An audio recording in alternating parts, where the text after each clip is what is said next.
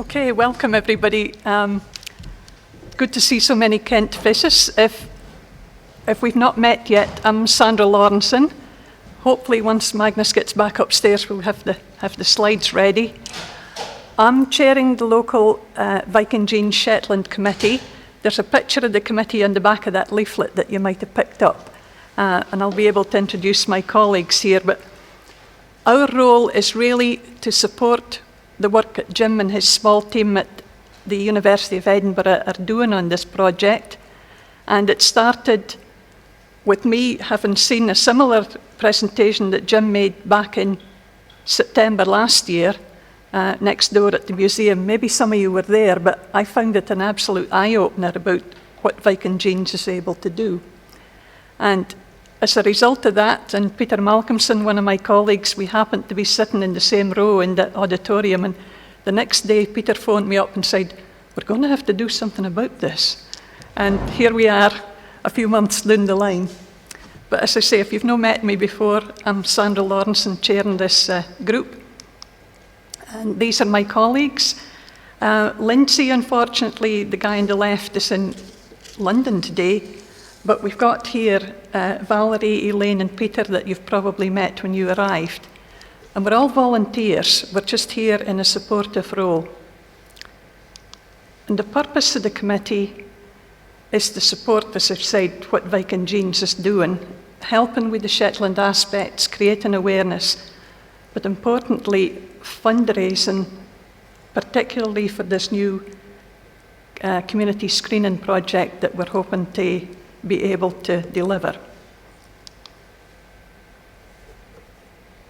And that, as I said, it started with that presentation back in September. It was apparent that there was a demand because Jim's mentioned 3,000 people have already taken part in the Viking studies. But there was an awful lot of people that was saying, well, how can we get tested?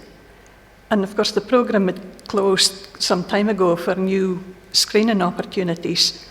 So we've had a look over the piece about how we could maybe put together a screening programme for the wider community. And that's really what we're planning to deliver to you today about how we hope to get there. And one of the reasons that is so important, as Jim mentioned, is these volunteer stories. And somebody from the university asked me why I got involved. And my good friend Christine that you saw on the screen there, she learned 2 years ago that she had the BRCA gene. And having followed her whole progression through obviously the worrying time about realising you've got something, her elder sibling had already died of ovarian cancer.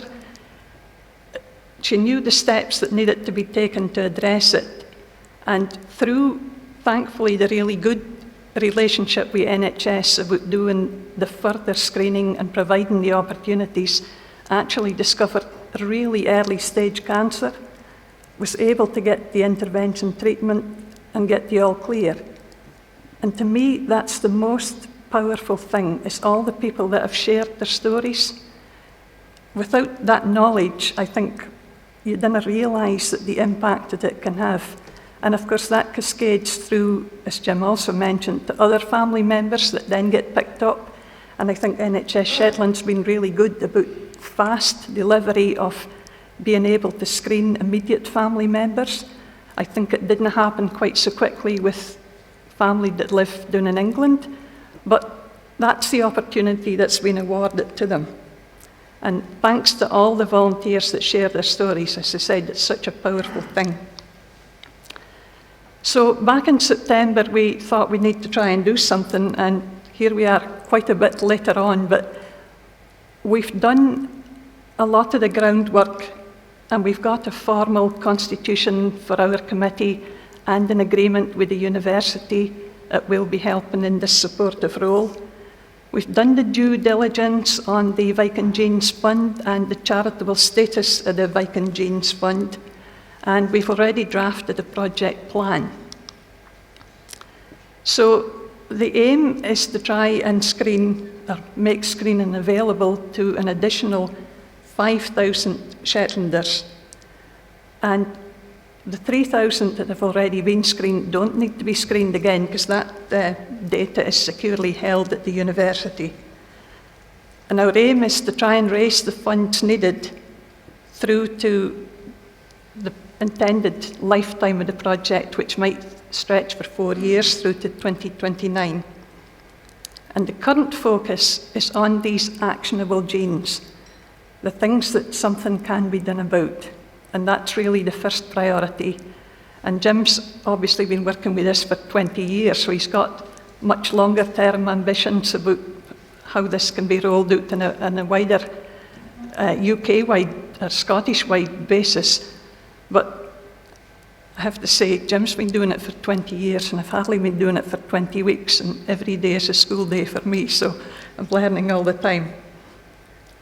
But the important thing is the ability that Viking Genes has to return these actionable results, and that's done in step with the NHS. And I think the reaction here with how other people have been screened has been entirely positive.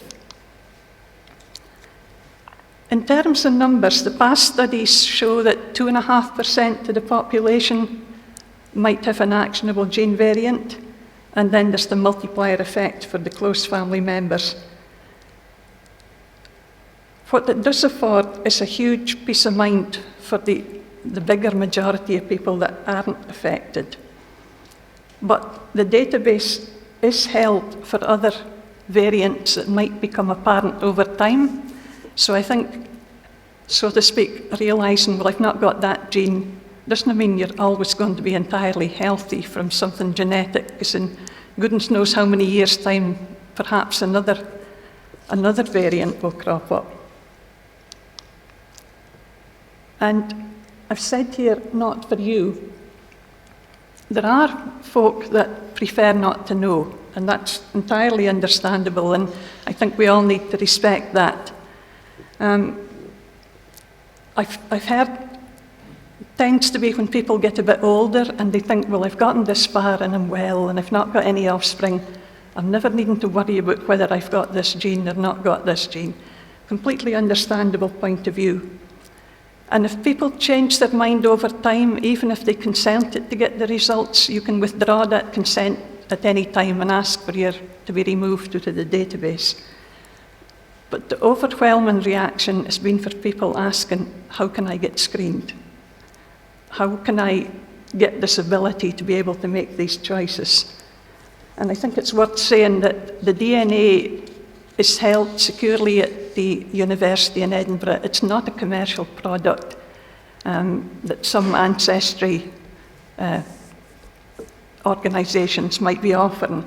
It is purely held for the purposes of this research. So how do we get there, the road to screening? Well, firstly, we need to attract enough funds to be able to employ a delivery team. Jim's team is really small, so in order to deliver and roll out a project to screen 5,000 people, you need a project manager, a database manager, a research assistant, and there's also a part-time communications manager. So that would take a time to recruit those people. We can't start offering jobs to people until we've got enough funding secured to be able to employ them. And they would establish the important things for the database. They would have to contract in the laboratory, get all the ethical permissions, which are so important, and then order up the physical spit tests and so on. We reckon it would be about a year for that groundwork to be done prior to being able to roll out the actual testing programme.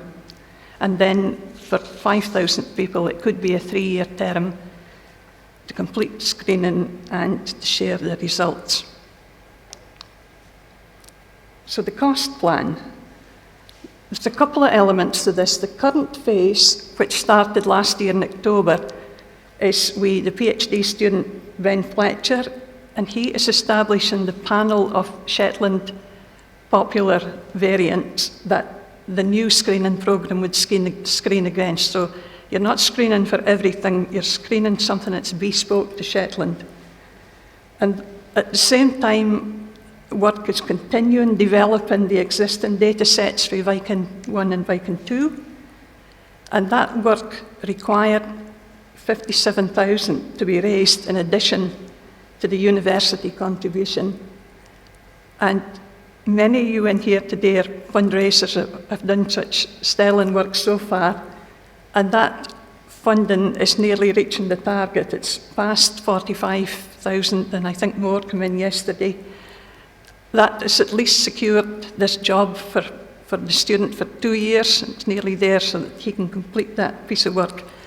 But that is the foundation that's needed to move on to the bigger project, which is specifically for Shetland, the 5,000 screens that we'd like to offer in the new community screening project.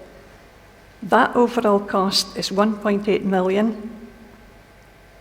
Jim and his other associates at the university are already funded, and their contribution will provide 45% of the fund, leaving £1 million to be raised in order to deliver the 5,000 screens in a new project. And what our committee is planning to do is to apply to any of the funding schemes that are out there. This is something where I think we felt we could help here in Shetland. We have better local knowledge of how these schemes work, but there's bodies within and importantly outside of Shetland that we would approach to try and get core funding into the project.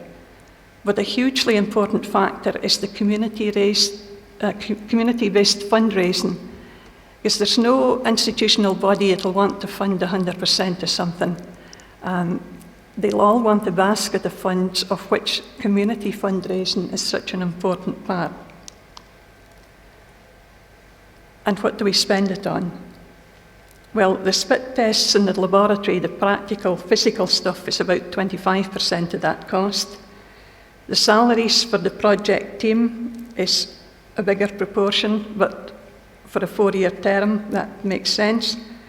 And then there's other expenses, about 10% goes towards that. And as I've mentioned there, the university is already funding Professor Wilson, so that's not coming out of the Shetland fundraising. And these are some of the team here. Ben, who's working already on the foundation part of the project, and Craig Sinclair, the excellent communications person that does all the website, the social media and the newsletters. If anybody's signed up to it, it's definitely worth having a look at those. And an important colleague here, Lisa Thomas, with the University of Edinburgh Development Trust, we found in doing the diligence that the Viking Genes Fund sits within the university's development trust, and that whole structure is already in place with the fund and the charitable status. We felt it wasn't sensible to try and replicate something, because it would take us forever to try and get a charitable status organised and get a bank account opened. All these things seem to be incredibly difficult. But because there's really good structures already in place there, we've decided that we would just be a support body to help to feed into that, and delighted that Lisa's here with us today. So how the community can help? Well, thanks again to everybody that's done so well with all these events that have been on so far. There's been a really good start with enjoyable events put on by volunteers. I think it's a great way of bringing folk together and have a cause and go to something that's always good fun and supporting a good cause. And for others, like the business community and perhaps some of the community councils and these bodies, it actually is £200. If you've done the arithmetic, you'll see it's £200 per screen. That's 5,000 screens at £1 million, comes to £200 per screen. So that's how much it would cost to screen somebody. So if you think about how many people you might like to help, say if you wanted to help 10 people, it's a £2,000 contribution. That's the kind of scale perhaps for some of the business community, thinking about how proportionate this could be in relation to your own workforce and so on. But as I've mentioned, there's going to be everything. I think a lot of folk will be everything from coffee mornings to concerts to collections to anniversaries and events.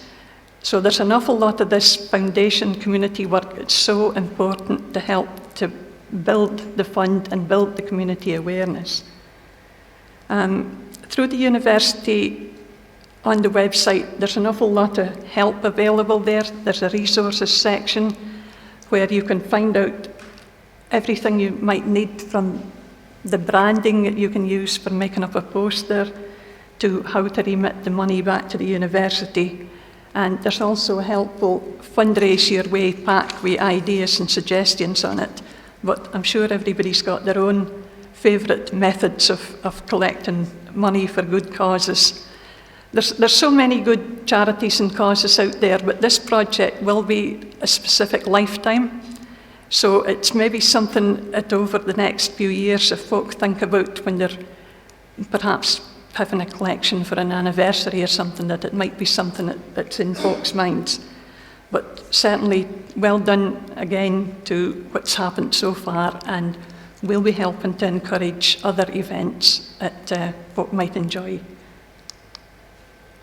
So for contacts, simply use the Viking Genes portal, the website there, it's excellent.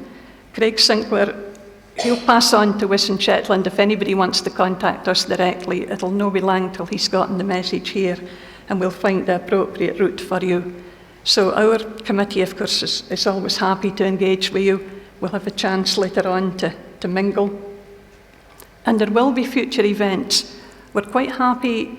I mean, this is a daytime event that doesn't suit a lot of working folk, but we can have evening events in your community, just creating this awareness. We'll be happy to do that. Workplace events, if somebody wanted somebody to come along and do a presentation. But yeah, there's plenty of information, and I do encourage you to have a look at the website and the volunteer stories. They're so powerful.